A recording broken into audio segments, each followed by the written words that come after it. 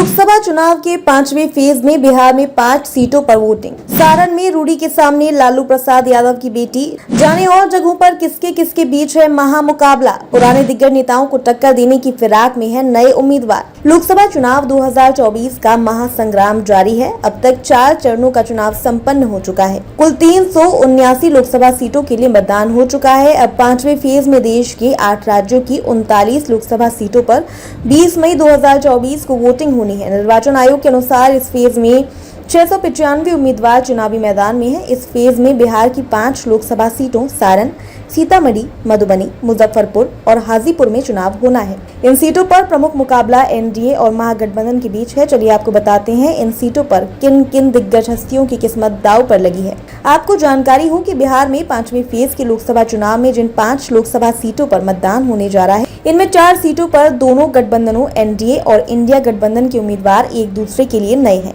यानी नए प्रत्याशी पुराने दिग्गज नेताओं को टक्कर दे रहे हैं। सिर्फ एक सीट मुजफ्फरपुर लोकसभा सीएसी है, जहां पर एनडीए और महागठबंधन के उम्मीदवार लगातार दूसरी बार आमने सामने हैं। अब देखना होगा कि नए उम्मीदवारों के सामने पुराने नेता चुनावी मैदान में खुद की साख कैसे बचाए रखते हैं। सारण लोकसभा सीट से एक बार फिर भारतीय जनता पार्टी ने राजीव प्रताप रूडी को चुनावी मैदान में उतारा है। निवर्तमान सांसद रूडी का मुकाबला आरजेडी सुप्रीमो लालू प्रसाद यादव की बेटी रोहिणी आचार्य से है। लालू यादव की बेटी रोहिणी आचार्य अपनी राजनीतिक पारी की शुरुआत कर रही है। इस तरह दोनों उम्मीदवार के बीच पहली बार भिड़ंत है। आरजेडी ने रोहिणी को जीत दिलाने के लिए पूरी ताकत झोंक दी है। खुद लालू प्रसाद यादव अपनी बेटी के लिए कई बार प्रचार कर चुके हैं।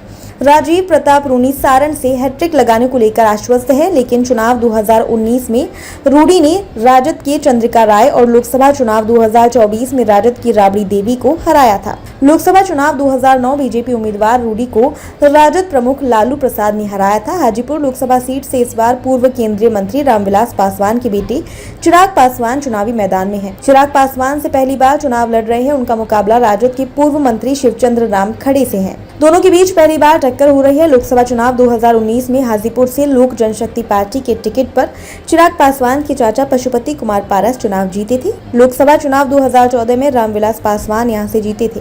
रामविलास पासवान को लोकसभा चुनाव 2009 में जदयू के रामसुंदर दास ने हराया था। मधुबनी लोकसभा में पुराने योद्धा को टक्कर देने के लिए नए योद्धा चुनावी मैदान में कूदे हैं। यहां से एक बार फिर बीजेपी ने अशोक कुमार यादव को चुनावी मैदान में उतारा है।